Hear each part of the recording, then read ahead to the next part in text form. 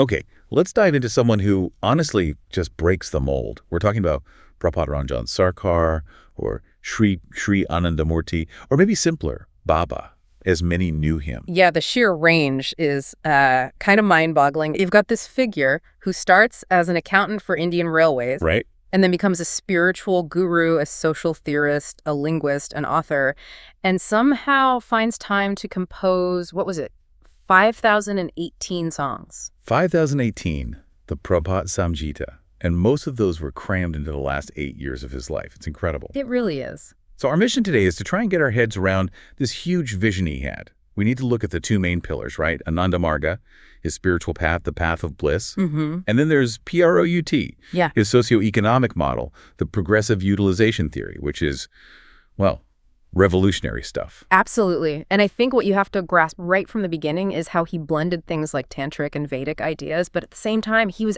absolutely railing against the establishment. Like what specifically? Oh, religious dogma, the caste system. He was fiercely against that, materialism, capitalism.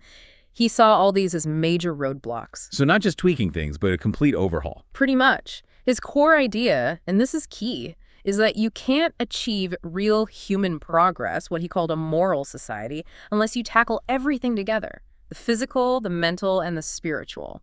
You can't just fix the economy if people's inner lives are a mess, basically. Exactly. It all has to work in sync. So let's get a bit more biographical. Who is P.R. Sarkar, born 1921, Jamalpur, Bihar? And like you said, worked as an accountant. Pretty normal start. Yeah, very conventional job. But then around 1955, he really formalizes his teachings and launches Ananda Marga. And that mission statement sums it up perfectly. Self-realization and service to all. The duality is interesting. Deeply personal spiritual work, but also mandatory social action. And that's what gave it such energy, I think. It wasn't just about navel-gazing. This combination fueled its growth, spreading globally quite fast. It hit the U.S. by 1969. But it wasn't all smooth sailing. The 70s were pretty rough for him. We should touch on the controversy. We definitely have to. Yeah. His imprisonment in 1971, the charges were serious, murder allegations concerning some Ananda Marga members. It's a really complex and contested part of the story. And while he was in prison, he claimed he was poisoned. Yes, and that led to his protest fast. He demanded an official investigation. And this wasn't, a short symbolic hunger strike. No. He fasted for 5 years, 4 months, and 2 days. From 71 right through until he was acquitted and released in 78. Wow. Just think about the sheer willpower for that over 5 years. It's almost incomprehensible. It says a lot about his inner discipline, his mental and spiritual control. And he gets out and just picks right back up. Immediately. By 1979, he's doing world tours, meeting disciples everywhere. He even had to meet his American followers in Jamaica because the U.S. government wouldn't let him in at the time. So that inner resilience directly fueled the outward mission. Absolutely. And that really brings us to the inner world itself. How does someone cultivate that kind of strength? We need to look at his model of the mind. Okay, let's shift inwards then. His cosmology. What's the framework for understanding that kind of inner fortitude? Well, his view of the universe itself is pretty radical. He called it macro-psychic continuation. Essentially, the entire universe exists within the cosmic mind. The whole thing. Inside a mind. That's the idea. Reality flows from this limitless consciousness down into limited forms, like us. And the purpose of life, especially through meditation, is to reverse that flow, to travel back towards the limitless source. Okay, so how do you make that journey? He had a map, right? The kosas. Exactly. The 5 layers or sheaths of the mind. Think of them as stages of refinement you progress through. What are they? So you start with the most basic, the Kamamaya kosa. That's the crude mind, all about instinct, desire, the raw stuff. Okay. Then comes the Manomaya kosa, the subtle mind. This is where you get thought, memory, the experience of pleasure and pain. Most everyday thinking happens here. Right, that sounds familiar. But moving beyond that, that's the real challenge, isn't it? That's the big leap. Next up is the Atamanasa kosa, the supramental mind. This is where intuition kicks in, creative flashes, maybe even things like clairvoyance or prophetic dreams. Ah, interesting. Then, even deeper, the Vijnanamaya kosa, the subliminal mind. This is the seat of your conscience, discrimination, and importantly, vairagya, non-attachment. And the final goal. The Hiranyamaya kosa, the subtle causal mind. Here, the individual mind is incredibly refined, so close to that supreme consciousness. There's just what he called a thin veil of ignorance left. And getting through these layers, that's the point of the spiritual practice, the satang. Precisely. It's the path of transformation. Now, tied into this, later in his life, he introduced something really mind-bending. Microvita. Yes, in 1986. This was a theory based on his intuition, not traditional science. Microvita, meaning microlife, he described them as entities subtler than atoms, even subatomic particles. Subtler than quarks. Wow, where do they fit in? They operate kind of at the edge, the boundary between physical matter and pure consciousness. He suggested they contribute to life and consciousness itself, existing in the psychic realm. That sounds incredibly abstract. Why bring that into a system aimed at, practical self-realization and social change? But that's the bridge. If Microvita permeates everything, if they're the link between mind and matter, then everything inanimate isn't just dead stuff. It's imbued with a form of life or consciousness. Okay, I see. So respecting everything, extending love and value to all of existence isn't just a nice moral idea. In his framework, it becomes almost a scientific necessity. It links the deepest inner states to how you must act in the outer world. Okay, let's follow that connection. From the inner journey to the outer world, his social and political ideas. He had this law of social cycle. Right. It's his way of looking at history. He identified 4 basic socio-psychological types, the Varna. You've got the Vipra, the intellectual type. Thinkers, priests, educators. Exactly. Then the Kshatriya, the warrior, the defender, the leader type. After that, the Vaishya, the accumulator, the merchant, the capitalist archetype. And finally, the Shudra, the laborer, the worker. And he was very clear, this isn't the Hindu caste system. Absolutely not. He insisted these were psychological archetypes, not hereditary castes. He saw history as periods dominated by one of these types, cycling through eras. But these cycles often lead to exploitation, right? Like maybe we're in a Vaishya-dominated era now, focused on acquisition. How do you break that cycle? Well, Sarkar's point was that just moving from, say, warrior rule to capitalist rule doesn't fundamentally change the pattern of exploitation. To actually progress, to turn the cycle into an upward spiral, society needs what he called the Sadvipra. The Sadvipra. What's that? It's his concept of the ideal leader, someone who is spiritually developed, they've progressed through those kosas, but is also actively engaged in social service and, importantly, political action for liberation. A philosopher king type. But isn't there a danger there?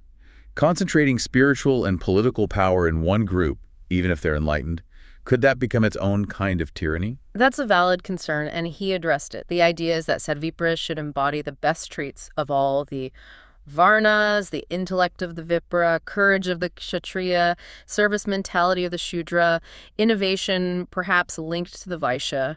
But crucially, they are grounded by that non-attachment, the Vairagya, developed spiritually. So their authority isn't based on power or wealth, but on their moral example and selflessness.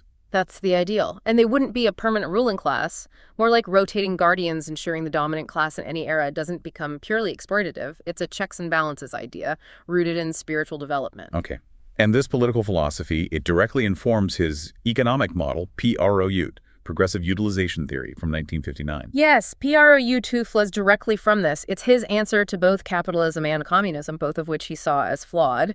His big criticism of capitalism, wealth concentration. The money getting stuck at the top. Exactly what he vividly called the stoppage in the rolling of money.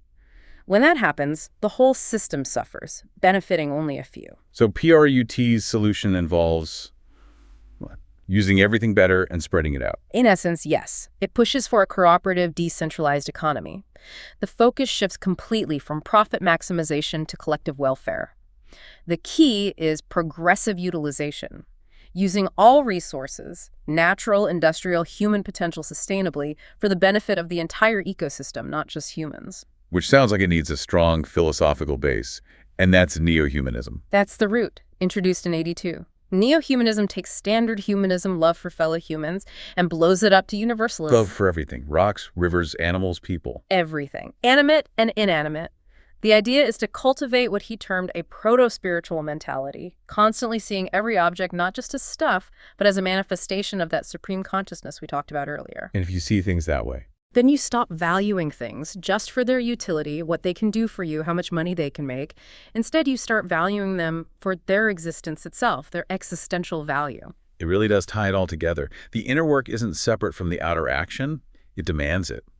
It's just amazing that someone with such a deep complex system for, and out of revolution was also so prolific creatively.